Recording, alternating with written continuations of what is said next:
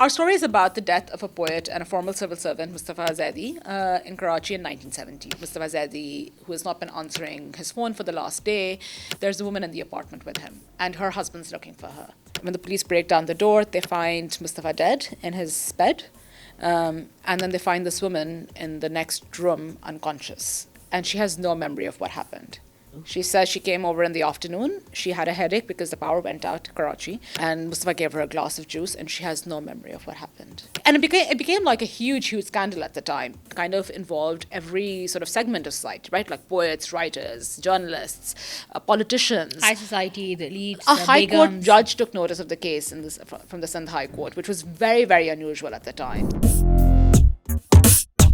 All right, guys. So today I'm solo on Let's Talk About This because Ilham's had the spotlight for too long and I couldn't handle it, and she had other work to do. I am super excited about today's episode because we have two incredible journalists, authors, investigators, and storytellers with us, Saba Imtiaz and Tooba Masood-Khan. Yeah. Welcome to the podcast. Thank you for having us. Very excited. How are you both doing? Good. Okay, so we have a ton to talk about, but I just want to say off the top that we are going to be talking about this today. Society Girl. A book you both wrote, you investigated, you researched, you wrote, and it's also after you had a successful and incredible podcast about the same thing. How are you guys feeling? You have a book. Surreal? Very, very strange. Like still hasn't hit that it's happened. Yeah, but very exciting. Yeah. I mean, it's incredible to like have something out in the world, and it's incredible to see like people responding to it and reading it and Sharing their photos of them reading it. I'll tell you, so, because I'm really good at my job. I did no research before, but I had been seeing Society Girl on everyone's stories on Instagram, and I clocked it, and I was like, gotta go buy that. Like, it's on my list. And then I walked in today, and little did I know. like our evil plan has worked. It all comes together. First, I just want to say, actually, no, I'm going to say this right now.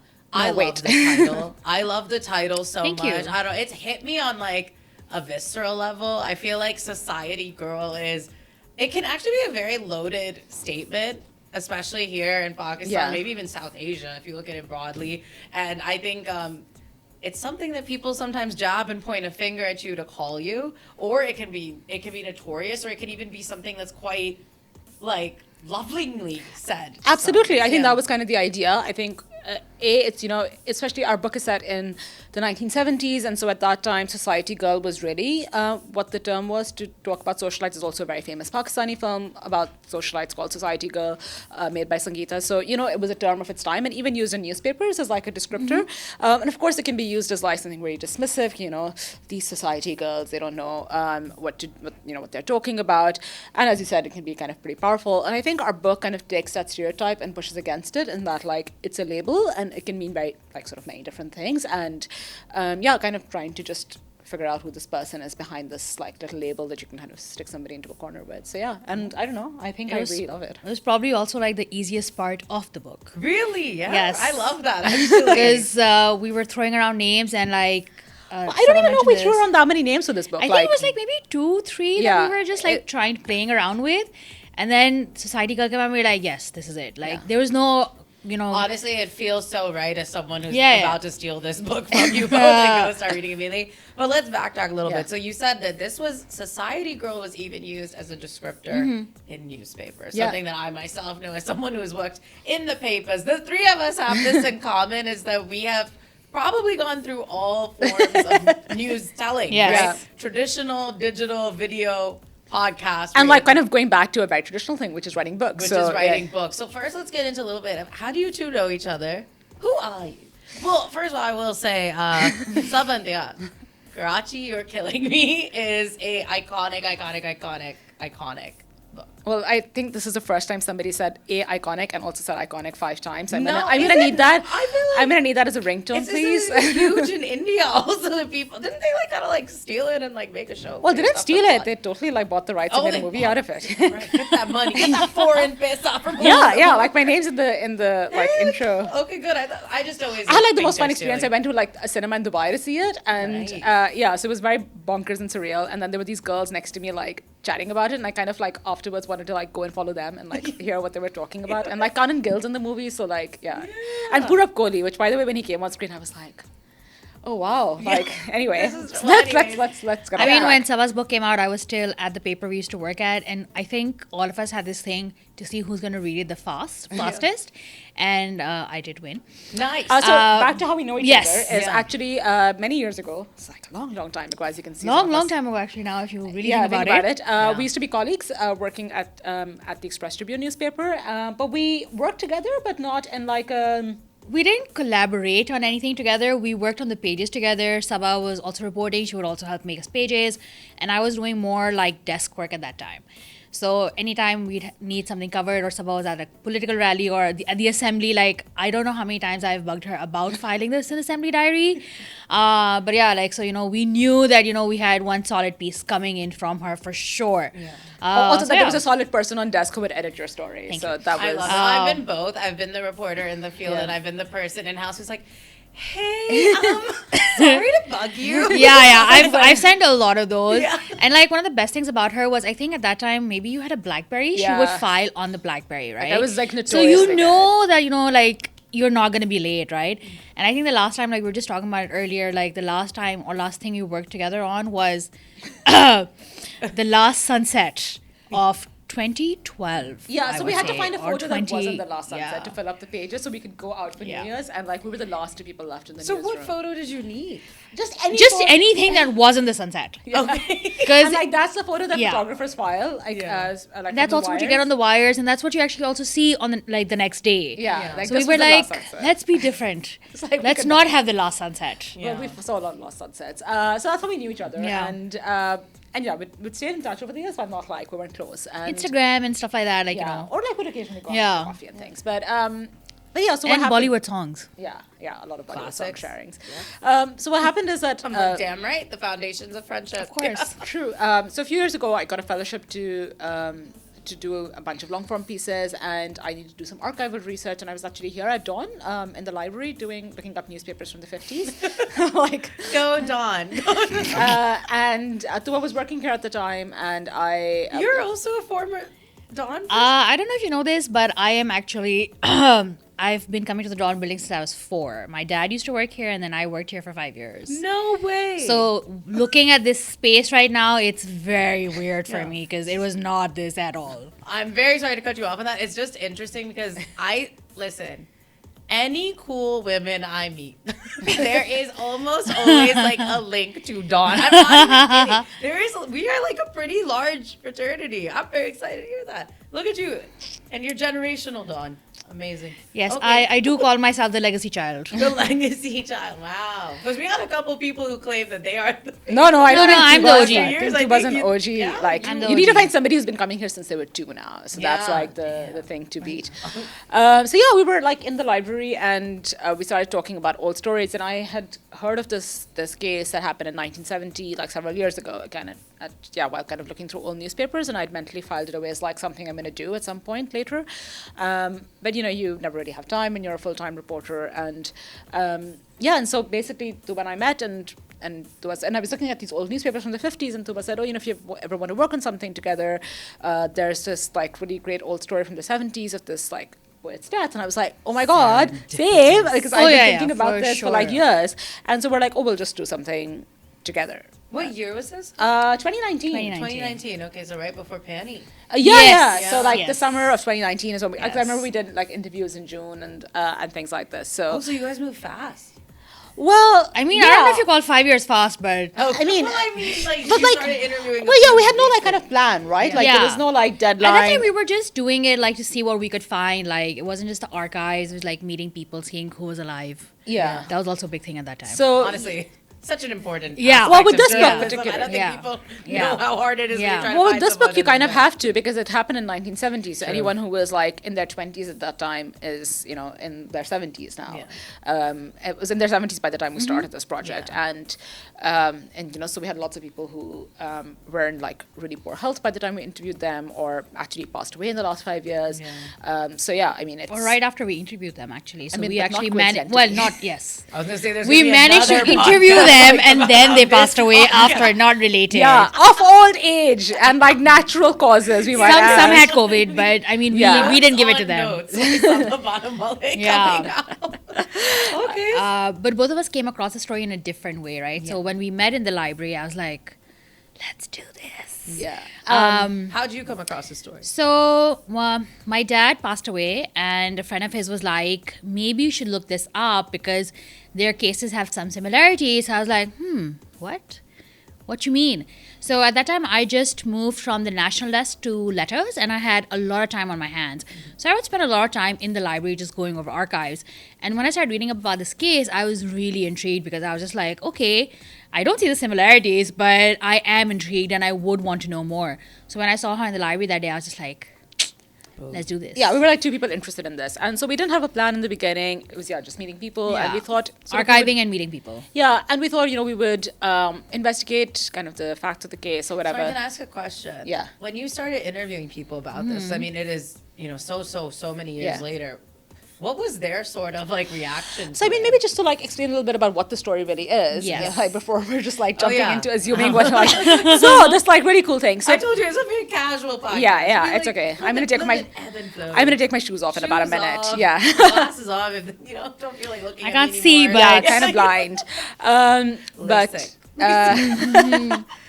But no, terrified of laser. Anyway, so our story is about the death of a poet and a former civil servant, Mustafa Zaidi, in Karachi in 1970. So our story begins on the morning of October 13th, 1970, when Mustafa Zaidi, who has not been answering his phone for the last day, the police and his friends break down the door of his house in KDA. And the reason they do it, it's not because it's unusual kind of for somebody to not answer their phone in 1970 for a night, is because there's a woman in the apartment with him, and her husband's looking for her.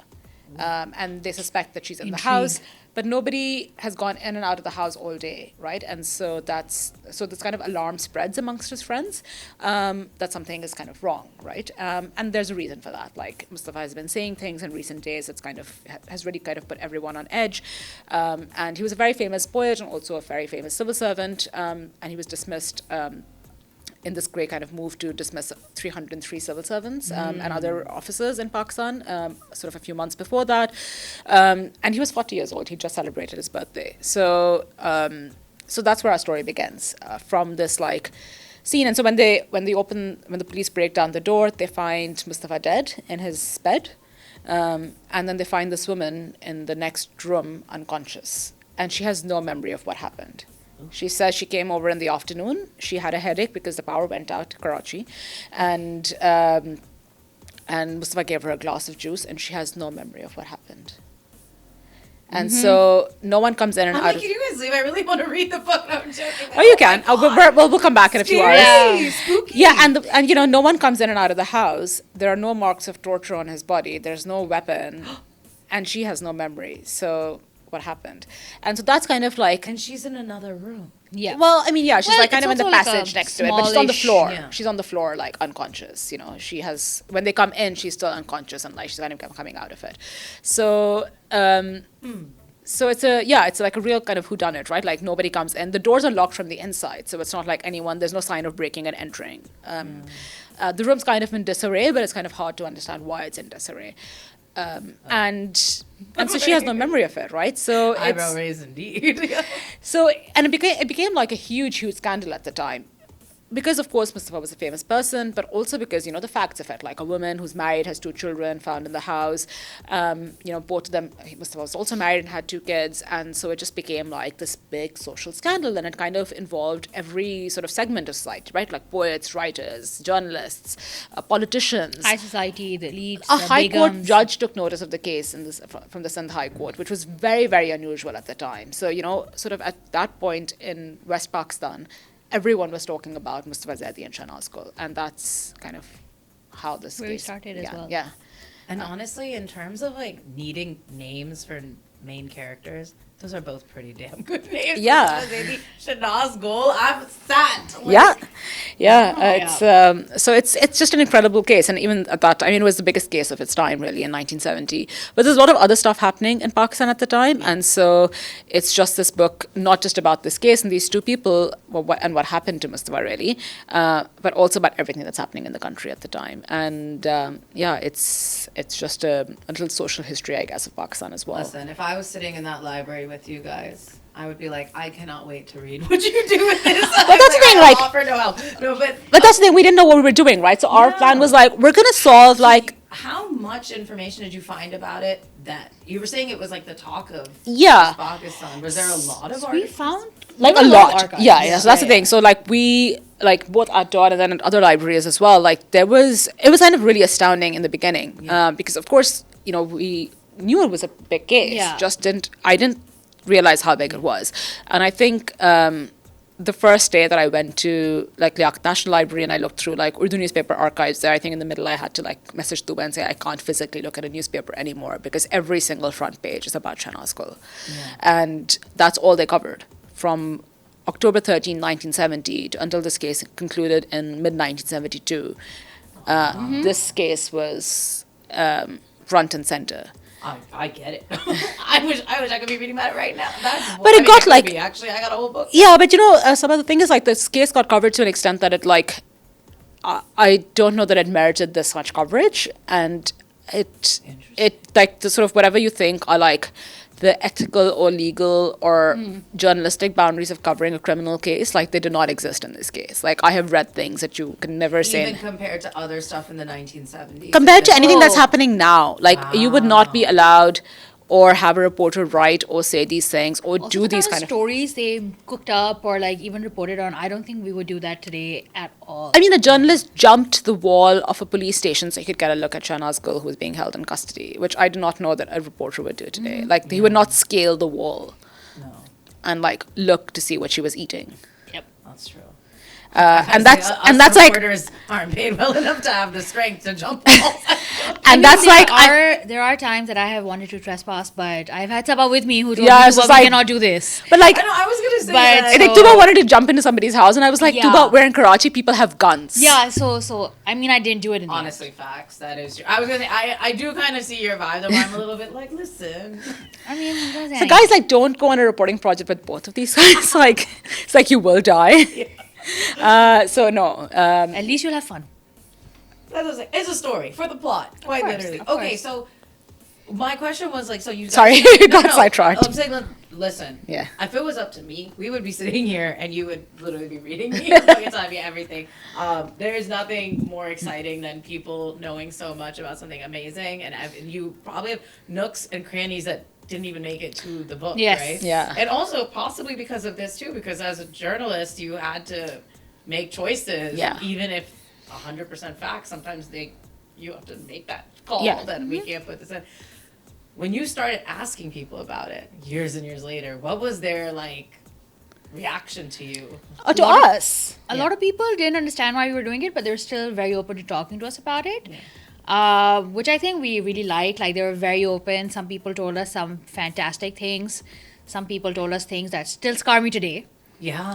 I know so much. Me and Tooba are going to learn. I know so much about the sex life of some people that I think also what we often had as like a reaction was like, oh, well, I don't know anything. Yeah. Right? And so that we'd be like, well, it would always start with that, actually. I don't have anything to tell you. Yeah. And so we'd be like, fine, we'll come and see you anyway. And then by the end, they would be like, so, off the record. And it always ended the same way with always the same people, right? Like, they'd always say, we have nothing to tell you, and always ended with lots of stuff. And I think, of course, like, people in the beginning were like, why are you doing this? You know, why this case? What is your angle? Of course, people who are like close to Mustafa wanted to know, like, what is it we wanted to say? There was a lot of like memory issues and narrative issues that were really interesting to deal with. Like, people had been telling this version of the story to themselves and to others over and over. It's that thing, right? You convince yourself by the end of and like something enough times. And it was really interesting with one person who was like very closely involved with the case. Like, whatever he had said in 1970 was not what he was saying in 2019. So I couldn't tell whether this was like a memory thing, or that his memory had shifted over the years of what he had done, or that it was, a very conscious effort to not share with us. or to like hide the facts. Yeah. Then. Like maybe he was lying Yeah. back then and he was being more honest now. Also, like, I think the one thing we realized was that memory is very fickle, because when we started researching, we thought Shahnaz was still alive. And a lot of people we interviewed were like, oh yeah, she still is alive. Like, someone actually told us, I saw her at Sin Club the other day. And we were like, what? We're pretty sure she's dead. Yeah. So, like, there were things like that happened. I've decided now in my 30s, I'm like, I kind of regret not keeping journals when I was younger because of this, because your memory will kind of warp stuff in ways. So like now I write down every interaction I have that I'm like, one day I'm going to want to look back and be like, well, As somebody who back. did write a journal for many years, I can tell you don't want to read them again. Yeah, that's a lot of people. And say like that. you don't want to read them again. They're really cringy, and also you write about like events that have like there's no context to them, so you don't remember what like the back and like, forth of That this is one of was. the reasons I had to delete my Facebook, because when my statuses popped up as memories, I was just like, Oh ugh. God, I mean, because I make content on the internet, right? Like literally, even this is gonna exist forever. So Yeah. I guess in a way, like my stories will have some place that they've been told. So That's I'm like, true. I can. So I guess that's why for me, I'm like my cringe is in 3D. I can see my own face saying these things. Okay, so you guys start doing the research. Yeah. You start talking to all these people. Very cool, like to like dust off things in Karachi, right? Yeah. Like so many years later. How did it become a podcast? So we had been doing this for kind of like 2.5 years, and then of course COVID happened in the middle, and then because all of the people we wanted to interview are also quite old, right? So we didn't want to take unnecessary risks, and of course like we were also housebound completely. So I like basically never left my house during the pandemic. No, we did the podcast before the pandemic. No. We did, our first episode was released in December. After the So pandemic. Is that? Yeah. Oh, We got COVID think, afterwards. yeah, we got We got COVID after. 2020, Feb 2020 is when in Pakistan they were like, No, we didn't. We Hey. Yeah, we We got did- COVID after 14th we they released gave our us first. Yeah. We got like episode. you got COVID in the second Yeah. or third And wave or March whatever. 14th, 2020 is when they were like, Wow, Saba, you back remember the to- dates. I was at my Nice. friend's Mehndi. Nice. Oh, wow. At my friend's Mehndi, and me and my sister passed on because we had gone.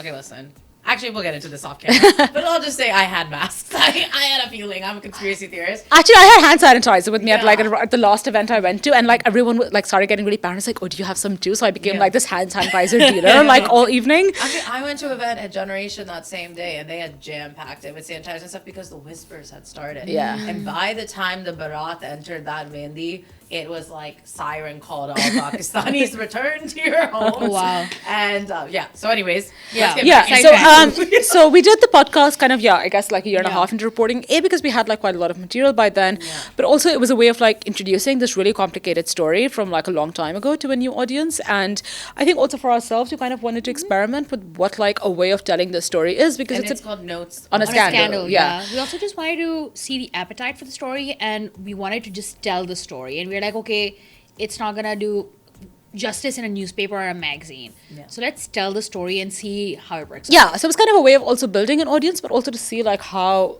like what audience could even exist for this really, and And also I it's pretty think surprising. yeah, also I think for us as well, like just to be able to introduce all of these like complex characters and all of the work we'd done, and we had. I mean, now that I think about it, we had not in any way finished our research by then because a lot of stuff happened During like the podcast. But it But also that's kind of amazing. it was amazing because it also brought out a lot of people like who maybe we wouldn't have had access to before, because of course like we were doing research and we got kind of really infamous in Karachi for being like the two I was going to researchers. say, I mean, I have to assume that for some people, it was like, don't.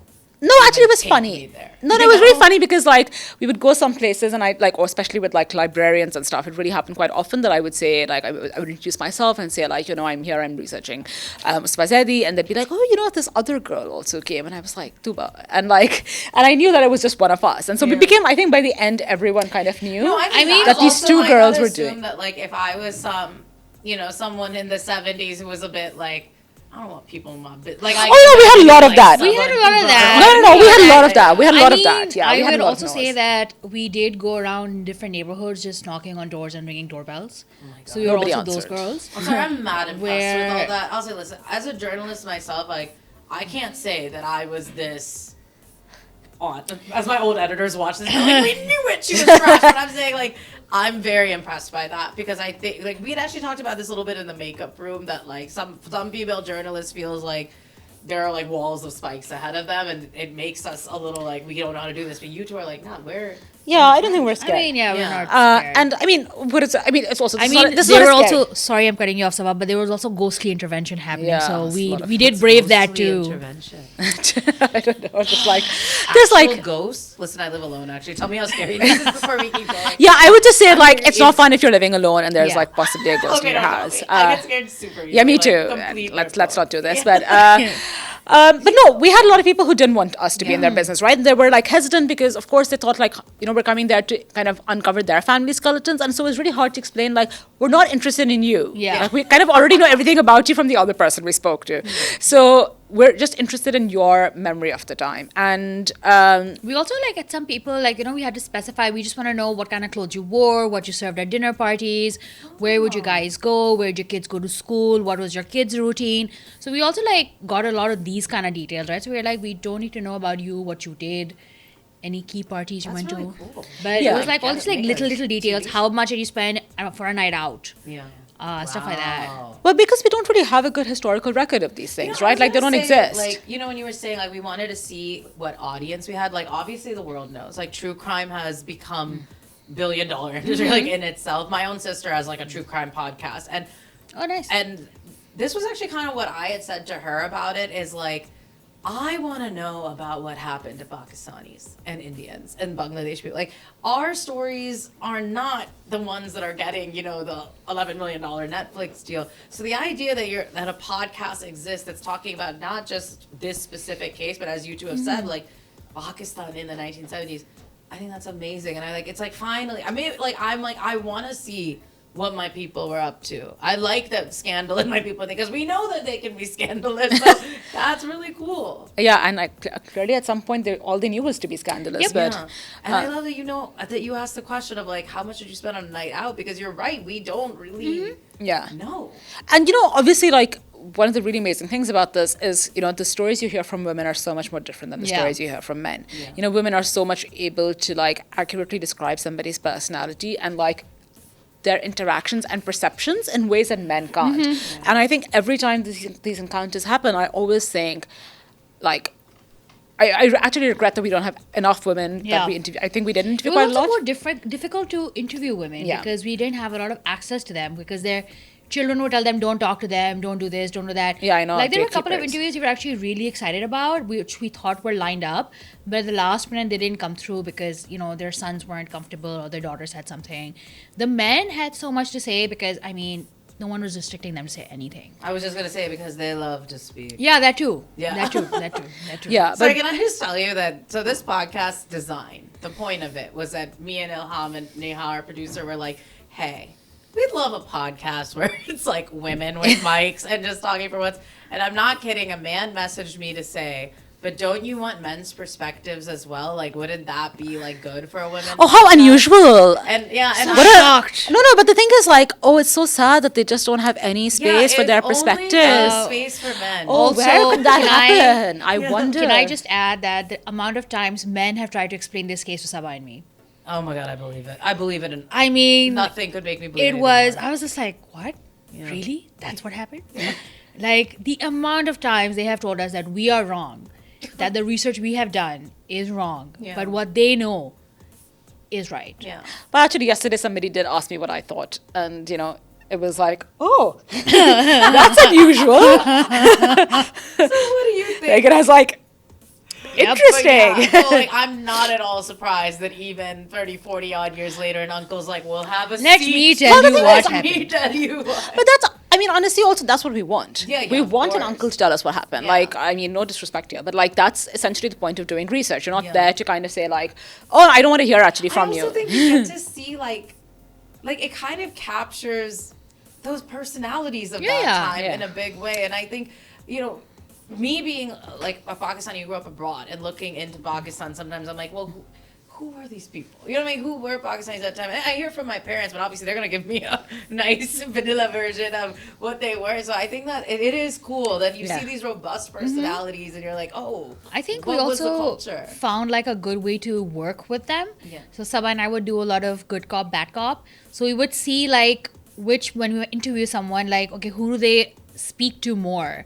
And like, that person would then be like the main person they speak to. Yeah. And then one of us would throw in an uncomfortable question and then see if they would respond. Yeah. So that worked out really well for us. Yeah, and that's like an interesting part of working with someone is that I never realized before, oh, that's why the interview failed, because like they just didn't like respond to your energy, and if there had been a second person in the room, it would have made such a big difference. And also sometimes you're just not feeling it that day, like I'm sure this happens to you, you're tired, you're thinking of something else, you're just not in it. And it's nice to like kind of be like, okay, somebody else is going to do the work today, and that's kind of, and that's also really nice because they notice things that maybe you didn't. Yeah.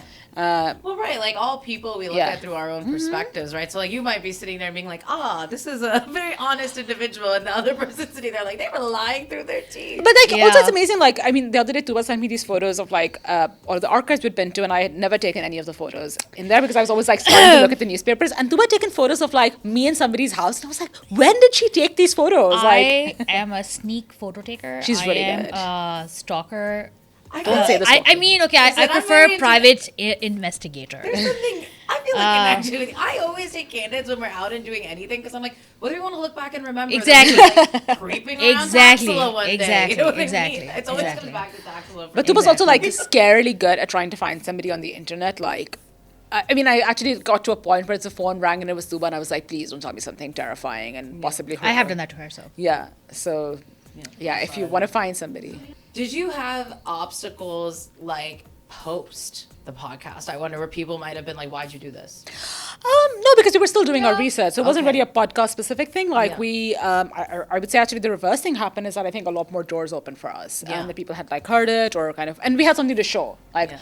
It made us legit. Well, yeah, so it's like we're not just like floofing around for the last 5 years, just Yeah, like yeah, asking true. questions, right? Like here's a product and then, Plus, our podcast got coverage in the media Yeah, so here there was, and like- abroad. Yeah. So, like, that's that how was I knew also it was. When you something said it was no people, scandal, I was like, yeah. of course I don't know. Yeah. So that's how Scandal. also some people were like, okay, they know what they're doing. We can trust them. yeah. So it helped us that way. Yeah, I didn't like cause obstacles that we had done this already.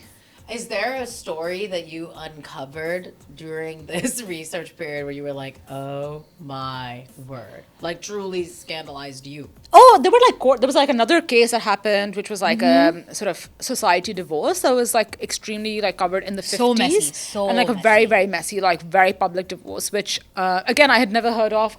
Because somebody mentioned it during one of the interviews, and then during the archive research, we kind of went through it, and then Tooba looked at the original court file. But I mean, it isn't in the book. It's just, it was like a side thing. And also just like if you go through hundreds and hundreds of pages of newspaper articles, you discover all sorts of stories about like Pakistani history that you did not know. And so now I have like quite a good memory of like every single sort of criminal case / like big political story that happened between 1970 and 72. But that's just like the byproduct of doing research, but you kind of have to not get sidetracked and be like, I'm going to spend my whole day just reading about these stories and not about, We did get sidetracked quite a bit, though, sometimes. Although I think the one thing that caught my interest while we were researching was the Christine Keeler case, which actually becomes quite important in the book later.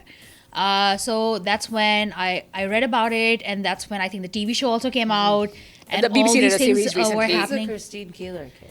Oh, I don't That's know. all- you guys it's a- have to. You guys should check it out. But Yeah. I mean, Sorry, that was guys. like You don't get to know seeing either. it, like happen as well. So like that also kind of helped me visualize the story that we were working on. So that was kind of cool thing that Okay, happened. so how did we go from podcast to?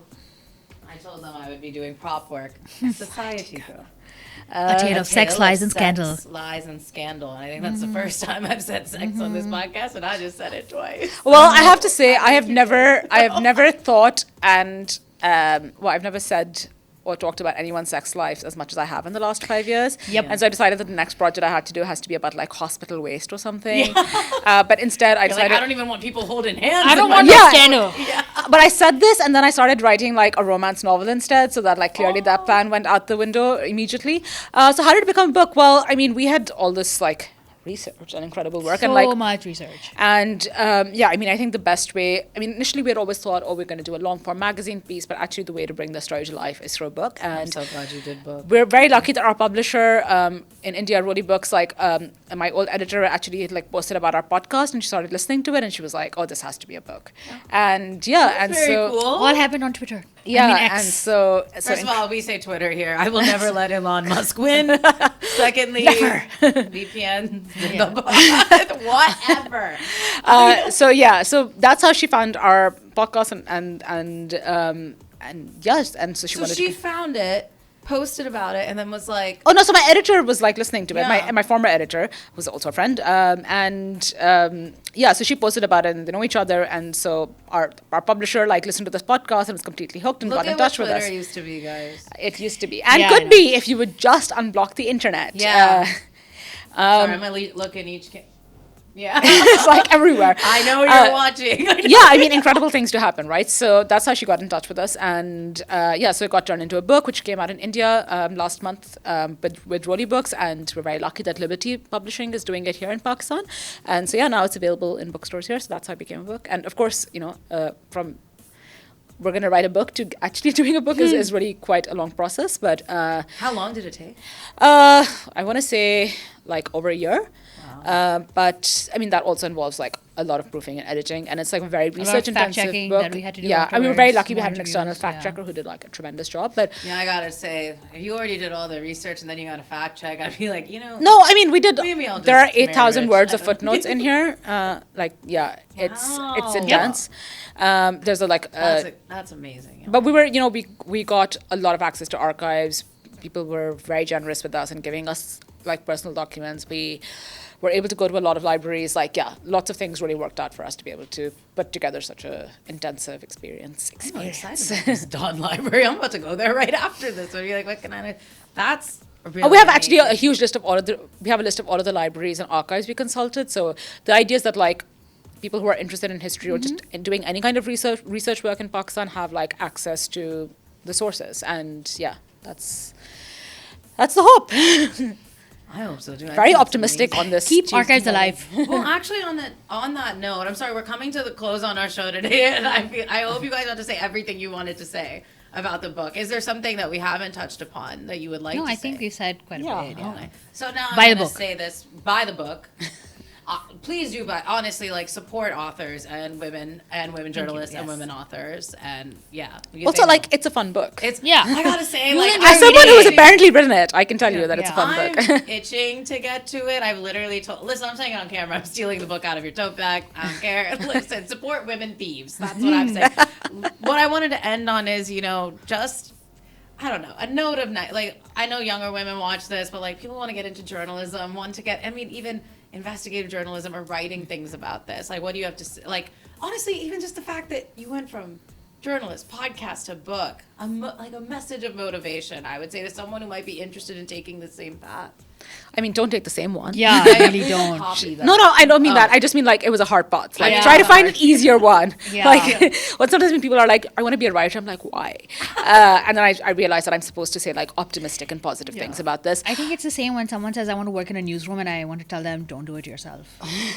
You know, whenever someone tells me you want to get into journalism, I'm like, okay, let's talk off the record. Yeah, I'm like joking. Do it, please. We need truth tellers. I mean, I would say, like, I know it sounds really simplistic, but I guess I'm sticking with the same advice I got, like, when I was in the 8th grade, which is to just write, and to write lots of different things, and to write things based off, like, things you are reading, to write things based around you, and, like, try to find what works for you, and try. And I think now we're actually really lucky that we're in a time where you're not constrained by, I have to work at a newspaper or television, which were kind of the paths when I started, right? Like, those were your two opportunities. But now there are so many different ways of telling stories, and so many different, and I want to say more like open places of telling stories, right? And it doesn't have to be that you need to write like a 8,000 word piece or a 80,000 word book or a 100,000 word book, right? You can like absolutely tell a fantastically told story with the same standards, like, I don't know, on TikTok, on Instagram. Like people are writing like whole novellas on Instagram. Like Yeah. there's incredible work to be done.